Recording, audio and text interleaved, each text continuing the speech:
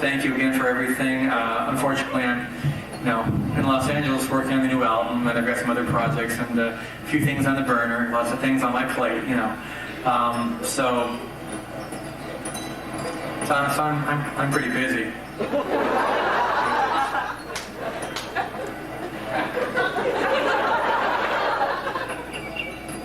am I kidding? I'm not that busy.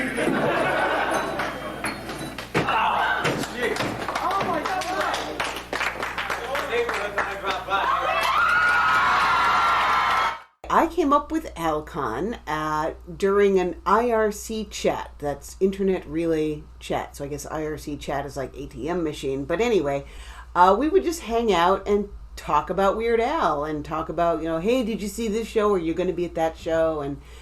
And one of the members thought it would be fun to plan her wedding to Weird Al. This is back when he was single. Obviously, she wasn't going to marry him, but, it was fun to talk about. And I started coming up with details like, okay, everyone's going to be wearing white, and Al will have like a white tuxedo jacket over a Hawaiian shirt and a Hawaiian cummerbund, and the trees will be full of colorful Christmas lights and all kinds of stuff like that. And it was just fun. And after that, someone said, it would be so fun to get together without a concert in the way, because we would always have great time socializing before and after concerts. So someone said, what if we had a place we could all hang out that wasn't a concert? And I thought about that, and I did a little research into venues and so on. I learned a lot, and decided, we could do this. Amanda Cohen and I met through Al and his people, and a few years, I think, went by. She got together with me one day and said, I can't do this if I don't have a technical person. Would you do the technical stuff? Because I'm a video guy and to a lesser degree, kind of an AV guy, as far as the sound and projection and all that. So I said, well, yeah, that sounds really cool. So I became her technical director for the event. So I was the one who brought in all the gear for projection and sound, and then of course we had Jeff Morris, the great Jeff Morris, who was our DJ, if you will, for the event. He was the one that made sure all the sound worked. I brought the gear, he made it work, and that was kind of how it came together. She needed a technical person, and I was one. The guest that I could afford to fly in was John. So So he agreed to do it, and like, great, now we have a guest of honor, and we're off and running. So that was how it started happening. The planning actually started in 97, and it happened in 98. And yeah, it took many months to plan. And when people ask me, what do I need to do a convention? I just say, a lot of time and a lot of money. That's all. It was $27 for one day or $30 for the weekend. I also did the website and handled all the ticket sales because MapQuest had just been invented. So like to put a map on the site, I had to copy a map. And then to handle tickets, there was no Venmo, there was no Cash, none of that. And there wasn't even PayPal at the time. So people had to send me physical checks. So I had a mailbox set up so I could just get envelopes full of checks for $27. We had a Look Al-like contest. We had a lip sync contest. We had a costume. Well, a costume contest was different from the Look Al-like because it was any costume you could come up with. I don't remember who won, but it was down between two guys dressed like a giant 2-7 and somebody dressed like the twine ball pagoda with the twine ball inside. That was amazing. I couldn't believe how much work people, put into that. And of course, Fred Older, who was at all of them, she had a Fat Man costume. I think that was the first year. It was amazing. People really went all out on costumes. We had a trivia contest. That was fun. And in fact, the winner of that year's trivia contest in 98 is now he wrote the official trivia for the last tour where the VIP package included a trivia contest. Yeah. So he's like the official trivia guy now. We had Bermuda, who is the speaker, and he brought a bunch of videos, like unseen videos, which again, I don't know if this is pre-YouTube, but rare videos were hard to find. You had to get them, and like cassettes were circulated. So these were hard to get videos. He handed me a VHS tape that was like labeled, had all the time cues on it. I think he gave me not so much a script, but an outline, because he had his tape chunked into segments that would go at different points in his talk. So it was all in sequential order. The first chunk was all the clips connected to each other. And then there was black on the tape, and I would stop it. And then he would go back to doing his talk for another 10, 15 minutes. And then he would cue me and I'd roll the next segment. And he always kind of stayed backstage, where we had this platform set up with room for action on it. And then at the back of that was this rear projection screen, and Jeff Morris and I were hiding behind that, running all the tech. So John would I don't remember if he went and sat in the house or if he sat in the back with us, but he would talk, introduce the segment, walk off. The segment would run for maybe 10, 12 minutes, and then he would be back. He gave it to me right before he went on. So, I mean, there was no need nor time to, check the tape. We already had the VHS deck hooked into the system. So yeah, I just put it in, turned on the projector, hit play, and the sound went right to Jeff Morris's soundboard. And there was no way to know what was on there until I hit play. So we got to the last segment, and there actually, I take it back, there was one tape switch, because Al and John had sent me and given me permission to work with their raw footage from the Bedrock Anthem video. And there were alternate takes and stuff that didn't make it into the final cut of the video. And they had let me take that and do what I would with it. And that was worked into John's piece. And if I remember right, that came before the last segment on his tape. So I was distracted at that point. So, he throws it to my Bedrock Anthem alternate cut video, and then I was to play his last segment. So I'd swap tapes, put mine in, played it when it ended. I pulled mine out, put his in, hit play. So I wasn't paying attention to what was happening in the room at that point. The convention was in two rooms. There was a main room where everyone sat and people had tables with some of their memorabilia on it and stuff like that. And there was an adjacent room, and between these two rooms was a big screen, and it was a backlit screen. They were showing videos from behind it. You know, they would reverse it and show it so that when you're on the other side, it would look right, you know, without having some, you know, a projector or something out in the audience. It came from behind. So there was this other room and there was a bunch of stuff staged back there and supplies and, you know, people's backpacks and stuff like that. But it was a room that was sort of off limits to everyone. And it had its own entry door as well. John had snuck off. I did not know this. John was nowhere to be seen during this last segment. And I think I did notice that as it appeared to be coming down to the end of what was written on the tape, I didn't see John. And I didn't think much of it aside from, oh, we might have dead air on stage for a minute when this ends. If he's not back in the room, maybe he went to the restroom. I don't know. So the final segment appears to end, and then a message from Al pops up. The very last video, as you may know, as has been captured on the YouTube, is Al saying, you know, oh, I'm really sorry. Hey, ALCON, I wish I could be there. And that was, you know, it was amazing because it was like this little event that he was aware of. Al flew in early in the morning, the day of the convention, and got into the hotel without anyone seeing him and came up to my room. And first thing he did, because I think he'd been on a plane all night, was he slept. But we, I made sure that he had room service. He stayed in the room until it was going to be time to come get him and bring him down. So when the video started, I ran up to the room. I went out in the back, and it wasn't any big deal. Nobody was watching me. They were all watching the screen. Even in that room, they were watching this because I don't know that everyone had seen it yet. And I went up to the room, got Al, brought him down. Before I'd bring him anywhere, I'd look down the hall, see if anyone was standing out watching in the hall. No, they were all in the room watching the video. And I took him through the door into this back room, and nobody looked because they're all, you know, the handful of people in the back were all still watching the video. So they didn't notice that, you know, I had come in or that I had brought someone else in, you know, Al, namely.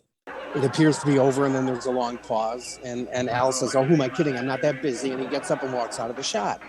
And again, I'm thinking, where is John? That's the end of the video.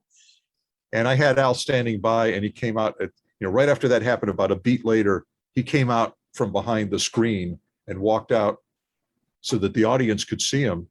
And they weren't sure what was happening at first. And I hear this flop, flop, flop, oi, oi. And I hear a voice. I hope I was in the neighborhood. I hope you don't mind that I dropped by. And we weren't ready for it. Stephanie hadn't turned on the house or the stage lights. They were off for the projection. So Stephanie Wild was running lights. So the room is dark, and we just hear someone kind of flop onto the stage. No one knows what's going on.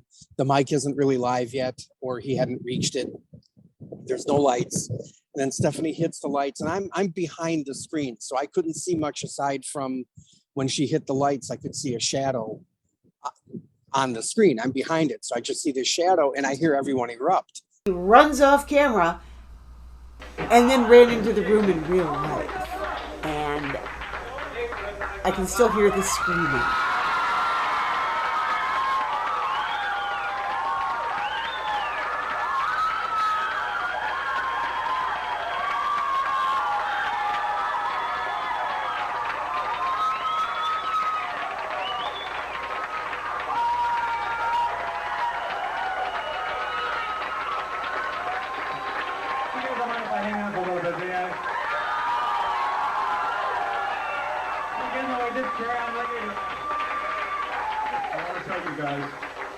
Not Amanda, not Mike, not security, nobody knew Al was coming. He's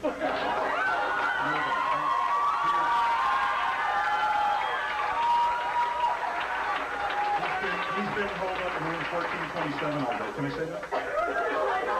And we just got him down. Al.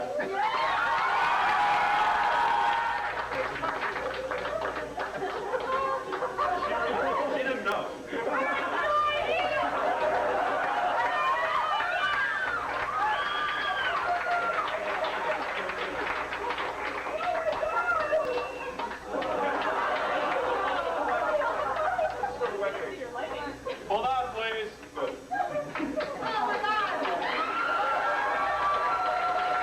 If you look at the video, you can see Amanda You could hear the wheels turning and just see her head spinning. How am I going to organize this now?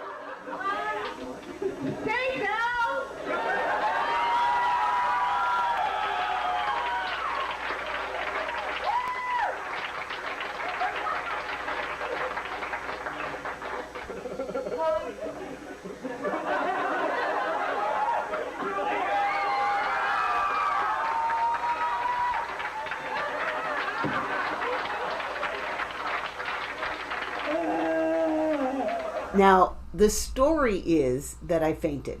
That's the story. What actually happened was, at the moment, I was so freaked out about just organizing and running. I mean, I was running around with a clipboard the whole time.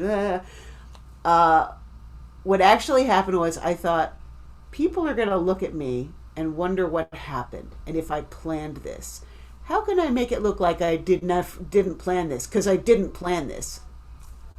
I'll faint. So I went clump on the ground. I'm not like this because I'm excited he's here. I'm like this because he screwed up my schedule, man. The event coordinator in her kicked in, and she went right into a signing. Okay, we're going to set up 2 orderly mobs. You're going to stand over here. You know, we're going to break for dinner and all this stuff. And yeah, it threw her very carefully and meticulously crafted schedule way off, but it recovered very admirably. I don't think we were more than 10 or 15 minutes off the rest of the night in spite of accommodating this new development. Nobody knew except me and Al. And I think his manager, I think he had to tell his manager just so that his manager would know he had flown to Chicago. And then for the rest of the meet and greet, or, you know, the rest of the guest of honor, it was Bermuda and Al together. I had no idea. Don't mob him. That's all I ask. I don't want to Let him breathe. anymore. Thank you.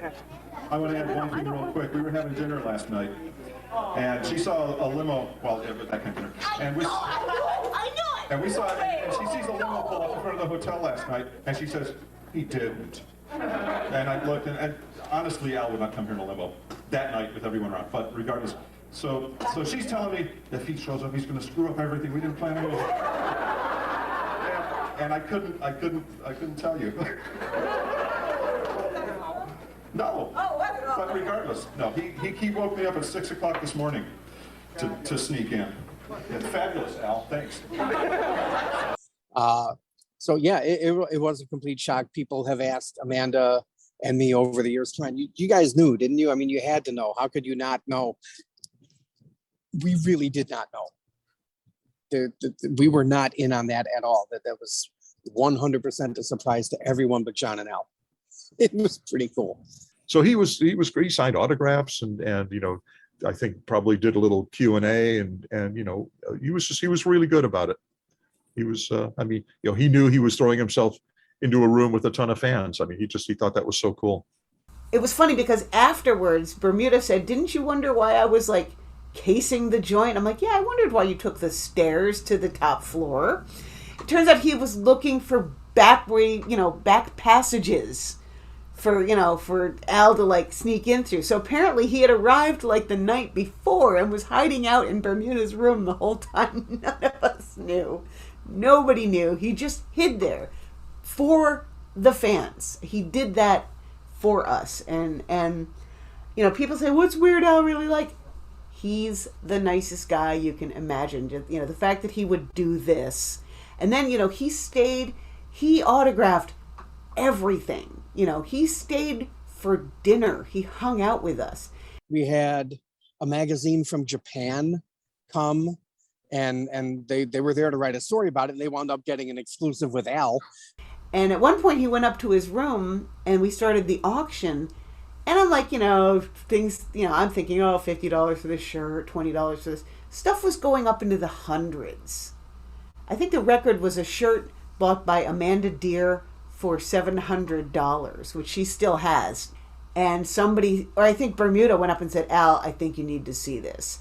So he came downstairs to watch the rest of the auction. Like a pair of his old glasses went for like $250. And the thing is, in the process of convincing him to give us stuff to to donate, I said there is nothing that will be too minor. And and one of the things he gave us was an old wisdom tooth that he had, one of his old wisdom teeth. And based on that, when we were planning the second one, I told Al, look, they'll buy anything. I mean, we are true fans. We are collectors of everything, Al. Whatever you got. I said, they will buy your dryer lint. So he gave us a bag of dryer lint, and it sold for a couple $100. I don't remember, but a few people pooled their money and then split it up. So it's out there. Al's dryer lint is out there. It was just an amazing event. Everyone came together, made it happen really well. Some great friendships came out of it, and we did 2 more after that, and they just each got better and better. But the first one was just amazing.